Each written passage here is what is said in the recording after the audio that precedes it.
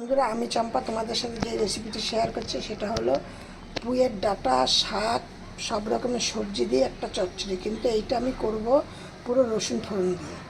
এইটা তোমরা করে, এই যে আমি এইখানে দিয়ে দিলাম তেল। এবার এর মধ্যে আমি দিয়ে দিচ্ছি দুটো শুকনো লঙ্কা। আর কিন্তু আমি এতে কিন্তু কোনো কিছু ফোড়ন দেবো না, কেন যেহেতু আমি এটা রসুন দিয়ে করছি ওই জন্য। রসুন দিয়ে করলে আমি অন্য কোনো জিনিস ফোড়ন দেই না। এবার এই দেখো রসুনটা দিয়ে দিলাম। তোমরা এই পুষ্টিকর খাবারটা তোমরা করে দেখবে রসুন ফোড়ন দিয়ে। সব বাচ্চা থেকে মানে যারা আমিষ খায় তারা বাচ্চা থেকে বুড়ো সবাই কিন্তু এই রেসিপিটা পছন্দ করবে। এবার এর মধ্যে দিয়ে দিচ্ছি নুন, এবার দিয়ে দিচ্ছি কিছুটা হলুদ, এবার দিয়ে দিচ্ছি পরিমাণ মতো চিনি। তোমরা যে যেমন চিনি খেতে পছন্দ করো সে সেই অনুযায়ী চিনি দেবে। আর দিয়ে দিচ্ছি দুটো লঙ্কা, কারণ দুটো আমি শুকনো লঙ্কা আমি ফোড়নে দিয়েছি, আর এখন দুটো কাঁচা লঙ্কা দিয়ে দিলাম। দেখেছ তোমরা এইভাবে এই রসুন ফোড়ন দিয়ে, যারা নাকি অনেকেই আছে পুঁইয়ের ডাঁটা বেশি পছন্দ করো না, তাদের বলছি তোমরা এই রসুন ফোড়ন দিয়ে এইভাবে তোমরা পুঁইয়ের ডাঁটা করে দেখো। অনেকে মাছের মাথা দিয়ে পুঁইয়ের ডাঁটা করে, তার থেকে রসুন ফোড়ন দিয়ে পুঁইয়ের ডাঁটা খেতে ভালো লাগে। এই যে রেস্টুরেন্টে, তারপরে হোটেলে যে তোমরা যে পুঁইয়ের ডাঁটা খাও, অনুষ্ঠান বাড়িতে খাও, সেই সব জায়গায় পুঁইয়ের ডাঁটা চচ্চড়ি যে করে তারা এই রসুন ফোড়ন দিয়ে করে, তাই এত সুস্বাদ খেতে হয়। ঠিক একদম অনুষ্ঠান বাড়ির মতোই আমার এই তরকারিটা খেতে, রেসিপিটা খেতে লাগবে। তোমরা এইভাবে করে দেখো। নুনটা, চিনিটা তোমরা তোমাদের পছন্দ মতো দেবে, ঝালটা মোটামুটি দেবে, আর তো যেইভাবে করে সেইভাবেই করবে, কিন্তু রসুনটা ফোড়ন দেবে।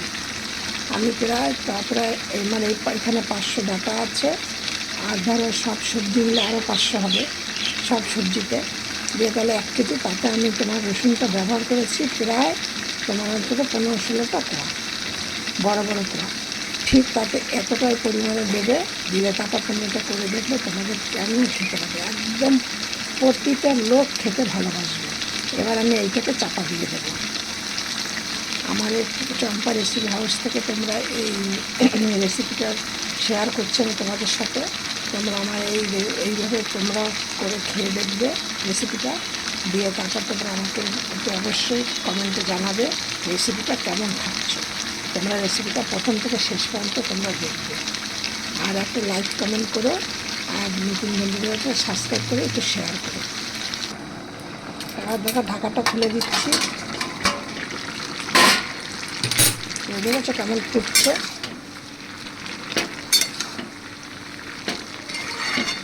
আমি তোমাদের সব রেসিপিতে বলি আমার এই রেসিপিটাই, চ্যানেলটা আমার কম তেলে কম মশলায়। আমি এই যে এটা রসুন যেহেতু ফোড়ন দিয়ে করেছি, সেহেতু কিন্তু কোনো রকম কোনো মশলা দিইনি। তোমরা একটু করে একদিন খেয়ে দেখো মশলা ছাড়া রসুন ফোড়ন দিয়ে এই রেসিপিটা তোমাকে কেমন লাগছে। তোমরা একদিন খেয়ে দেখবে। মশলা দিয়ে তো সবাই করে, কিন্তু একদিন মশলা ছাড়া করে দেখো। আবার দিয়ে দিচ্ছি চাল।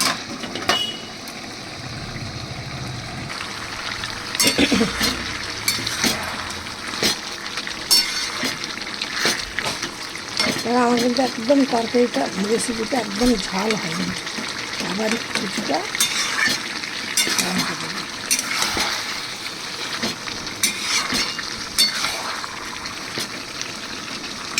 লঙ্কাগুলোকে সব ফাটিয়ে দিই।